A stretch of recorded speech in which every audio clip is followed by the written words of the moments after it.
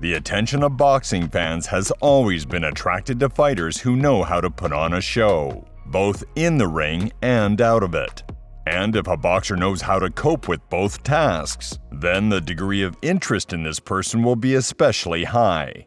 For example, Muhammad Ali, Roberto Duran, Mike Tyson, and Naseem Hamed. So was David Haye, and we will talk about him today.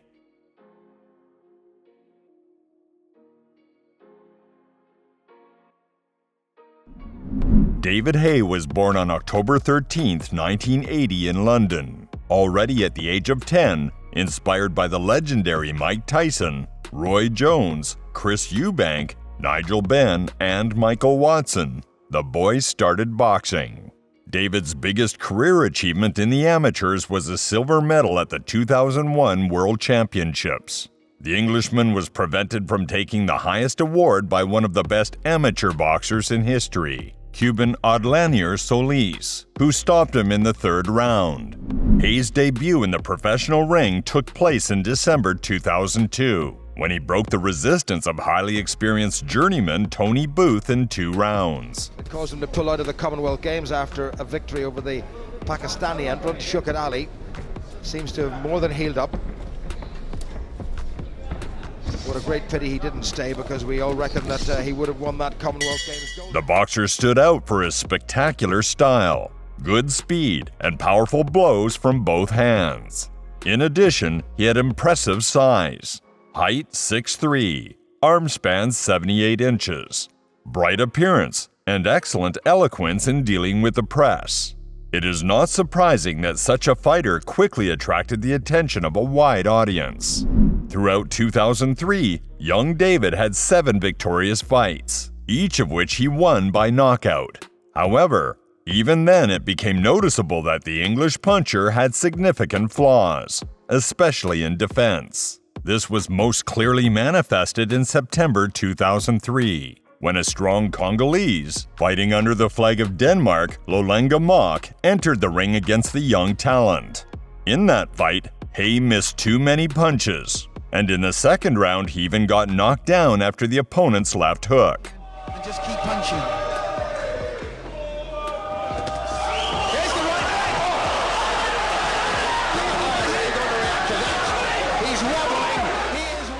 David managed to survive, and in the 4th round, he got the go-ahead of the referee. That was as good an uppercut as David has thrown since Belfast in 2001. Mock is down for the second time, and he stopped it. Well, I'm amazed at that. I'm amazed at that. Although the referee's decision was caused by a disapproving rumble of the public. After 2 more victorious fights, among which the victory in the 3rd round over former world champion Arthur Williams stands apart. All of a sudden, the years caught up with him. You cannot deny that at 40 he was certainly well past his best, and Arthur Williams really didn't want to know, and well, the referee Jeff Hines. The Haymaker went on to fight for the IBO title in Cruiserweight against another former world champion, Carl Thompson. The fight against the 40-year-old veteran of the ring in September 2004 was a real ice shower for the young boxer. Thompson was the one opponent who refused to capitulate to the onslaught of a puncher from London, investing in his every blow. Having survived a hard beating in the initial rounds, Carl took advantage of the opponent's fatigue. In the 5th round, an exhausted David was knocked down. He waited for the single shot, but he waited too long and got picked up with a jab and the right hand. Great shot right in the corner. That's a knockdown. That's a genuine knockdown.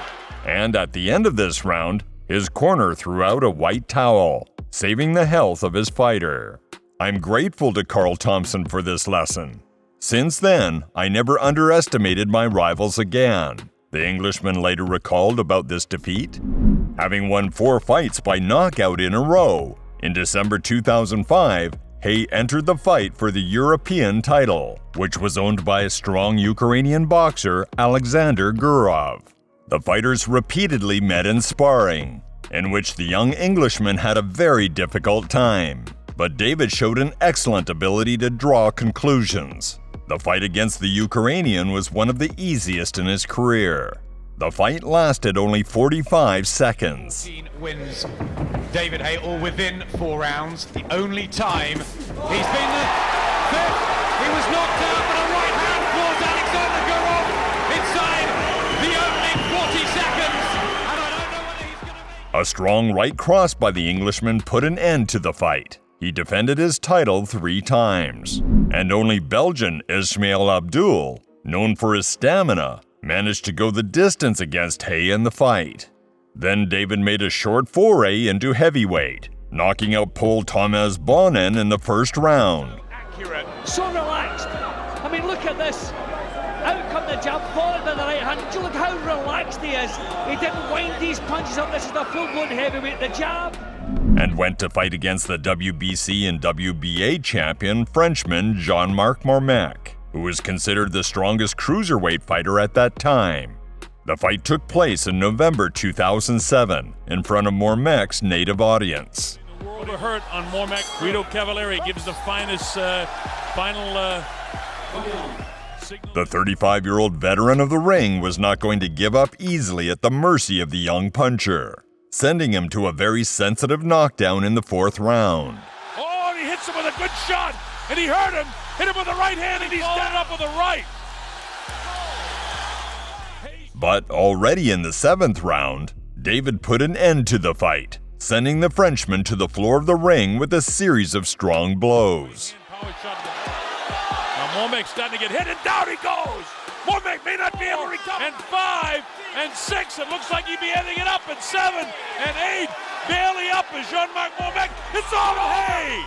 Knocked down. One look into the eyes of Jean-Marc, who managed to get up, was enough for the referee to stop the fight.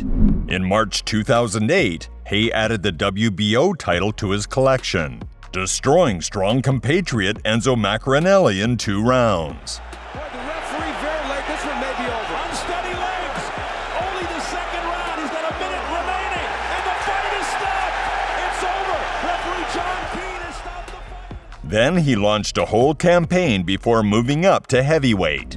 The boxer, in a brazen and arrogant manner, challenged the leader of the royal category, Vladimir Klitschko, calling him a boring, clumsy robot and promising to destroy him in the ring. This was not the end of the matter. Towards the end of the year, David went public wearing a t-shirt that showed off his image, holding the heads of both brothers in his hands. The public condemned such antics of the Englishman severely. Vladimir promised to punish Haye for his insolence, but before that he reasonably advised him to earn the right to such a fight solely by victories in the ring. In November 2008, the British puncher successfully broke into the heavyweight category, effortlessly destroying ex-challenger Monty Barrett in 5 rounds.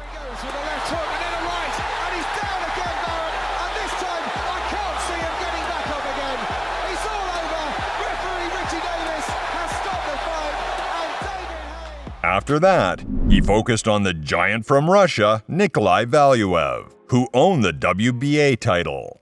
In his usual manner, Haye did not skimp on expressions and soon got his way. The fight took place in November 2009. In a fight with a much larger opponent, differences of 9 inches in height, 7 inches in arm span, and more than 88 pounds in weight, Haye demonstrated good tactical thinking. Previously, they've worked on things. There's 2 punches, 3 punches to the head from Haye.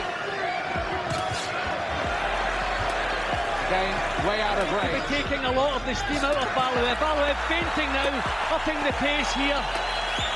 And that's what Valuev has to do. He has to put punches together, more chances. Taking advantage of superiority in speed and mobility, David spent most of his time on the counterattacks, avoiding the Giant's attacks, and at the end of the rounds he exploded with an accurate series to impress the judges. A boring fight stirred up the audience in the 12th round, when a powerful left hook viciously stunned Valuev. This man's the only sure way of victory here is knockout, and he's shown he's got the power to achieve that. He's conducting the crowd, saying, "I've won this, you know." He certainly made Valuev look very silly. But David failed to finish the fight by knockout. After the fight, the majority of judges gave the victory to the Englishman. twice 116-112 and 114-114. In 2010, Haye made 2 successful title defenses. In April, he made ex-world champion John Ruiz retire, putting him on the floor 4 times during the fight and achieving a 10th round stoppage victory. There were any hope he could get himself into this fight. Thankfully, Miguel Diaz had seen enough. It wasn't enough for a referee to stop the fight because once illegally from a rabbit punch, but Haye.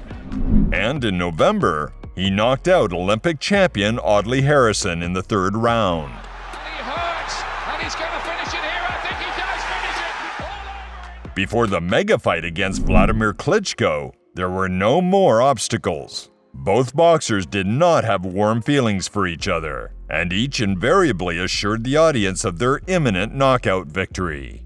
The excitement before the fight of the strongest heavyweight fighter Vladimir Klitschko and his opponent was incredible. 3 of the most prestigious titles were at stake at once. Haye owned the WBA belt, and the Ukrainian owned the WBO and IBF title. The fight took place on July 2, 2011 in Germany. The prize fund of the fight amounted to an impressive $24 million, which the guys divided in a 50-50 ratio. Spectators who believed in the boxers' loud promises before the fight were disappointed. Fearing each other's enviable striking power, both fighters acted with a fair amount of caution. David through, but the main thing is David's got himself into the fight. He is the one improving it, but this is the answer from Klitschko, and he did land several times because of this fight. Done a good right hand from Klitschko, but he's taking it well. That's a couple of full-blooded shots he's taken, and he's taken them well. Just genuinely believes he can win it, and Haye was saying to Klitschko there, come on then, come on, get in, have a go. And Vlad again coming from the job, that's his main. Haye focused on working as number 2, demonstrating good defensive skills and acting on spurts, while Vladimir crushed his opponent with his magnificent jab. And when the Englishman managed to break into infighting, he successfully tied him in the clinch. They slipped that shot well. Physically now, the jab from Klitschko. We thought by the halfway stage that he would begin to take some good moments in this round. Just a little bit wild again. He is the one. The boring tactical confrontation went the distance with a small but tangible advantage of the larger Ukrainian boxer. As a result of the fight, the judges unanimously declared Klitschko the winner. 118-108, 116-110, and 117-109. The author of this article is more strict to his compatriot, 114-112 to him. David didn't enter the ring for a whole year, but in July 2012, he returned in a fight against the scandalous compatriot Derek Chisora. Tough, aggressive, and uncompromising, Chisora proved himself well in the title fight against Vitaly Klitschko, who gave him a good fight but lost by unanimous decision. In the fight against Haye, there was no competitive battle. Faster, more technical, and explosive, David dominated throughout the fight, beating a straightforward aggressor. The fight ended in the 5th round, when powerful blows from the haymaker twice sent Derek to the floor of the ring. Oh, big left hand and right. Tremendous from Haye. Left hook. He's got one of the best chins in the business, but he couldn't stand up. And he's gone again. I don't think he's going to get up this time. After this fight, David didn't enter the ring for almost 4 years. He returned in 2016 with 2 stoppage wins against easy opponents. But it was already another Haye, without the former speed, mobility, and sharpness. In 2017 and 2018, the boxer fought former Cruiserweight world champion compatriot Tony Bellew. In both fights, the victory was celebrated by David's opponent, who stopped the opponent in the 11th and 5th rounds respectively. After these defeats, Haye announced his retirement from boxing. With this, friends, we end our review. I hope you found it interesting and informative. If so, support our channel with your likes and reposts, and thanks for watching. See you all soon. Bye.